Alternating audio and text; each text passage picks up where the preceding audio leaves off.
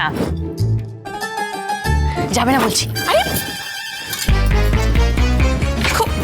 দাঁড়াও, আমি তোমাকে দরজা বন্ধ করতে দেব না।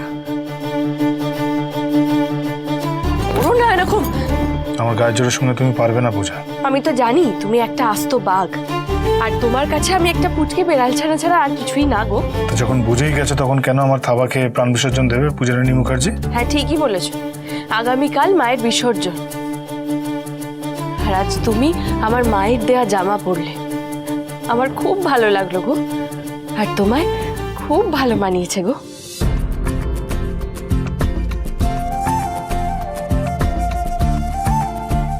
হ্যাঁ গো, না গো, এগুলো কবে থেকে বলতে শিখলে পূজা? না না, তুমি তো এত বেয়া ছিলে না। আমি তোমার উপর এত রেগে আছি, এত অপমান করছি, তোমার করা বোকামো শাস্তি তোমার বারবার দিচ্ছি। তার কারণ তোমার করা বোকামির জন্য আমার বাবার প্রাণ সংশয় হচ্ছিল। তবুও তুমি এমন ভান করছো যেন কিছুই হয়নি। না না, তোমাকে আগে আমি এত নির্লজ্জ দেখিনি পূজা। আমি নির্লজ্জ কারণ আমি তোমার কাছে কোনো লজ্জা রাখতে চাই না। আমাকে মা বলেছে তুমি আমার স্বামী, আর আমি তোমাকে বঞ্চিত করতে পারি না।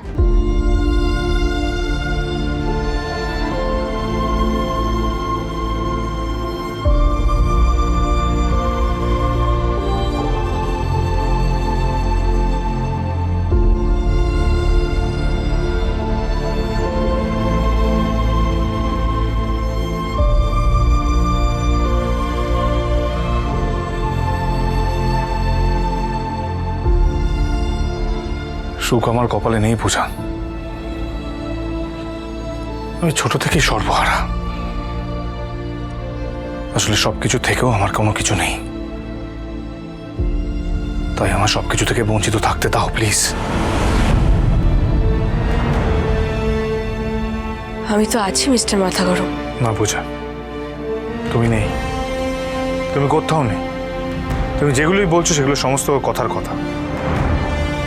এই পরিবারে যারা তোমাকে ভালোবাসে, যেমন আমার বাবা, যদি সত্যি তুমি আমার বাবার পাশে থাকতে তাহলে তোমার ভাই আমার বাবার বিরুদ্ধে একটা ফলস কেস করতে পারতো না।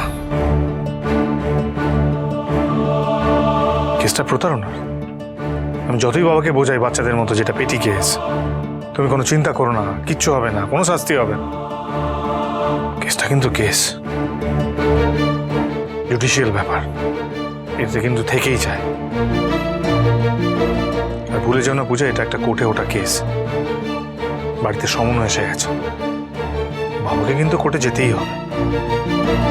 তুমি ভাবতে পারছো, ওরা ভেবে দেখেছো যে আমার বাবা সেদিনকে কতটা কষ্ট পাবেন, কতটা মানসিক যন্ত্রণা পাবেন? আচ্ছা পূজা, সেদিনকে আমার বাবাকে ওইখানে সকলের সামনে অনেক কিভাবে অপমান করেছে? আমি তো তার জন্য অনেকে শাস্তি দিয়েছি। হ্যাঁ, তুমি থাপ্পড় মেরেছো। তাতে কেসটা মিটেছে? মিটে গেছে? কেসটা কিন্তু মেটেনি পূজা। উড়ান জমজমাট সপ্তাহ 12 থেকে 17 নভেম্বর রাত 8টায় স্টার জলসায় ও ডিজনি প্লাস হটস্টারে।